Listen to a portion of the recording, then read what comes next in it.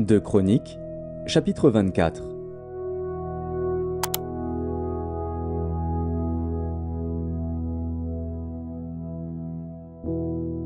Joas avait 7 ans lorsqu'il devint roi, et il régna 40 ans à Jérusalem. Sa mère s'appelait Tsibja, de Beer-Shéba. Joas fit ce qui est droit aux yeux de l'Éternel pendant toute la vie du sacrificateur Jéhojada. Jéhojada prit pour Joas 2 femmes, et Joas engendra des fils et des filles. Après cela, Joas eut la pensée de réparer la maison de l'Éternel. Il assembla les sacrificateurs et les Lévites, et leur dit : « Allez par les villes de Juda, et vous recueillerez dans tout Israël de l'argent, chaque année, pour réparer la maison de votre Dieu. Et mettez à cette affaire de l'empressement. » Mais les Lévites ne se hâtèrent point. Le roi appela Jéhojada, le souverain sacrificateur, et lui dit : « Pourquoi n'as-tu pas veillé à ce que les Lévites apportassent de Juda et de Jérusalem l'impôt ordonné par Moïse, serviteur de l'Éternel, et mis sur l'assemblée d'Israël pour la tente du témoignage ? Car l'impie Athali et ses fils ont ravagé la maison de Dieu et fait servir pour les Baals toutes les choses consacrées à la maison de l'Éternel. » Alors le roi ordonna qu'on fît un coffre, et qu'on le plaça à la porte de la maison de l'Éternel, en dehors. Et l'on publia dans Juda et dans Jérusalem qu'on apporta à l'Éternel l'impôt mis par Moïse, serviteur de l'Éternel, sur Israël dans le désert. Tous les chefs et tout le peuple s'en réjouirent, et l'on apporta et jeta dans le coffre tout ce qu'on avait à payer. Quand c'était le moment où les Lévites, voyant qu'il y avait beaucoup d'argent dans le coffre, devaient le livrer aux inspecteurs royaux, le secrétaire du roi et le commissaire du souverain sacrificateur venaient vider le coffre. Ils le prenaient et le remettaient à sa place. Ils faisaient ainsi journellement, et ils recueillirent de l'argent en abondance. Le roi et Jéhojada le donnaient à ceux qui étaient chargés de faire exécuter l'ouvrage dans la maison de l'Éternel, et qui prenaient à gage des tailleurs de pierre et des charpentiers pour réparer la maison de l'Éternel, et aussi des ouvriers en fer ou en airain pour réparer la maison de l'Éternel. Ceux qui étaient chargés de l'ouvrage travaillèrent, et les réparations s'exécutèrent par leurs soins. Ils remirent en état la maison de Dieu et la consolidèrent. Lorsqu'ils eurent achevé, ils apportèrent devant le roi et devant Jéhojada le reste de l'argent.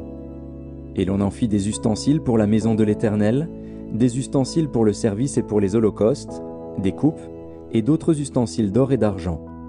Et, pendant toute la vie de Jéhojada, on offrit continuellement des holocaustes dans la maison de l'Éternel.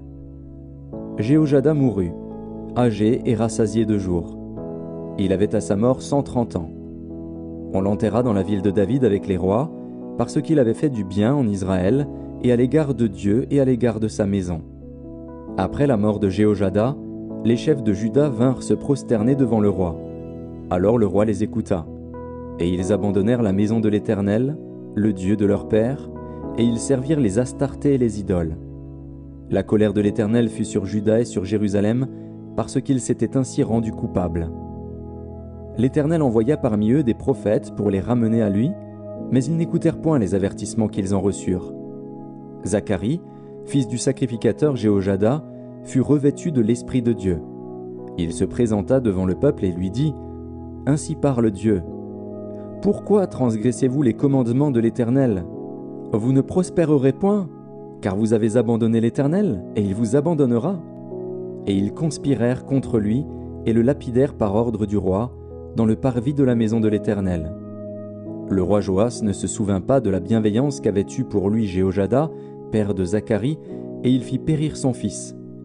Zacharie dit en mourant : « Que l'Éternel voie, et qu'il fasse justice. » Quand l'année fut révolue, l'armée des Syriens monta contre Joas et vint en Juda et à Jérusalem. Ils tuèrent parmi le peuple tous les chefs du peuple, et ils envoyèrent au roi de Damas tout leur butin. L'armée des Syriens arriva avec un petit nombre d'hommes. Et cependant l'Éternel livra entre leurs mains une armée très considérable, parce qu'ils avaient abandonné l'Éternel, le Dieu de leur père. Et les Syriens firent justice de Joas. Lorsqu'ils se furent éloignés de lui, après l'avoir laissé dans de grandes souffrances, ses serviteurs conspirèrent contre lui à cause du sang des fils du sacrificateur Jéhojada. Ils le tuèrent sur son lit, et il mourut. On l'enterra dans la ville de David, mais on ne l'enterra pas dans les sépulcres des rois. Voici ceux qui conspirèrent contre lui : Zabad, fils de Shiméath, femme ammonite, et Josabad, fils de Shimrith, femme moabite. Pour ce qui concerne ses fils, le grand nombre de prophéties dont il fut l'objet et les réparations faites à la maison de Dieu, cela est écrit dans les mémoires sur le livre des rois. Amatsia, son fils, régna à sa place.